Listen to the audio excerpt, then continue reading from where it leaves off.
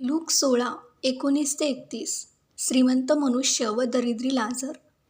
कोणी एक श्रीमंत मनुष्य होता. तो जांभळी व तलम वस्त्रे घालीत असे आणि दररोज थाटामाटाने ख्यालीखुशाली करत असे. त्याच्या दरवाजाजवळ फोडांनी भरलेला लाजर नावाचा एक दरिद्री माणूस टाकण्यात आला होता.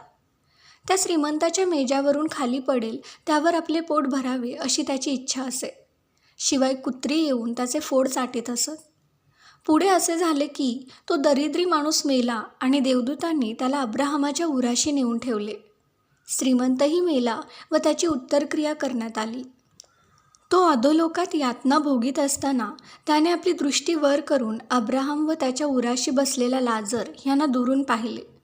तेव्हा त्याने हाक मारून म्हटले, हे बापा अब्राहमा, माझ्यावर दया करून लाजराला पाठव, ह्यासाठी की त्याने आपल्या बोटाचे टोक पाण्यात बुडवून माझी जीभ थंड करावी, कारण ह्या जाळात मी क्लेश भोगीत आहे. अब्राहम म्हणाला, मुला, तू आपल्या आयुष्यात आपले सुख भरून पावलास, तसा लाजर आपले दुःख भरून पावला. ह्याची आठवण कर. आता ह्याला येथे समाधान मिळत आहे व तू क्लेश भोगीत आहेस. एवढेच नव्हे तर जे इकडून तुम्हाकडे पार जाऊ पाहतात त्यास जाता येऊ नये व तिकडून कोणी आम्हाकडे येऊ नये म्हणून आमच्या व तुमच्यामध्ये मोठा दरा स्थापिलेला आहे. मग तो म्हणाला, तर बापा, मी विनंती करतो त्याला माझ्या बापाच्या घरी पाठवू, कारण मला 5 भाऊ आहेत. त्यांनी तरी या यातनेच्या स्थळी येऊ नये म्हणून त्याने त्यास इकडची साक्ष द्यावी. पण अब्राहमाने त्याला म्हटले, त्यांच्याजवळ मोशे व संदेष्टे आहेत, त्यांचे त्यांनी ऐकावे.